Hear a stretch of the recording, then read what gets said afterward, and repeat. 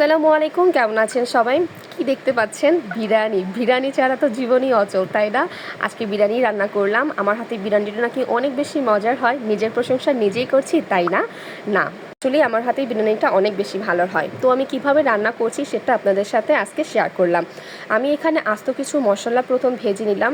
দারচিনি, এলাচ, তেজপাতা তেলের উপরে সুন্দর করে ভেজে নিয়ে পেঁয়াজ কুচি দিয়ে দিলাম। পেঁয়াজ কুচিটা একদম ভালো করে ভেজে নিয়ে একটু টমেটো আর টক দই দিয়েছি। টক দইটা আমি লেবু দিয়ে দুধ দিয়ে সুন্দর করে বানিয়ে নিয়েছি। তারপর ধনিয়ার গুঁড়ো, জিরার গুঁড়ো পরিমাণটা একটু বেশি বেশি করে দিয়েছি, যেহেতু কালারটা অনেক বেশি সুন্দর আসে এর জন্য। এখানে একটু গুঁড়া মরিচ আমি অ্যাড করেছিলাম, তারপরে বিরিয়ানি মশলাটা অ্যাড করেছি, একটু সয়া সসও দিয়েছিলাম, পরিমাণ মতো লবণ দিয়ে ভালো করে মশলাটা কষিয়ে তারপর আমি চিকেনটা দিয়ে দিয়েছি। চিকেনটা এই পর্যায়ে ভালো করে কষিয়ে নিতে হবে। তারপরে দিয়ে দিলাম আলু। আলু ছাড়া তো একদমই অচল বিরিয়ানি, কি বলেন, ঠিক না? আলু ছাড়া তো আমার একদমই চলে না। এই পর্যায়ে সব মশলা ভালো করে মাংসের সাথে মিশিয়ে ঢেকে রেখেছিলাম। এক্সট্রা কোনো পানি ব্যবহার করিনি আমি। মাংস থেকে যে পানিটা বের হয়ে এসেছে ওটা দিয়ে আমার রান্নাটা হয়ে গেছে।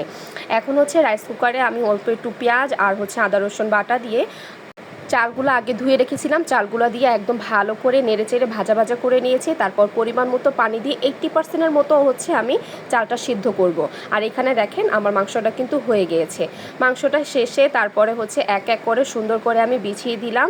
এরপর একদম ভালো করে নেড়েচেড়ে চালটার সাথে ভালো করে মিশিয়ে নিব।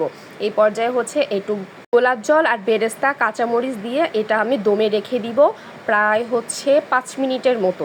এরপরই আমার বিরিয়ানিটা হয়ে যাবে। দেখেন কি সুন্দর এসে মনে হচ্ছে একটু নরম নরম হয়েছে না, এর পরবর্তীতে একদম পারফেক্ট একটা বিরিয়ানি হয়ে গিয়েছিল।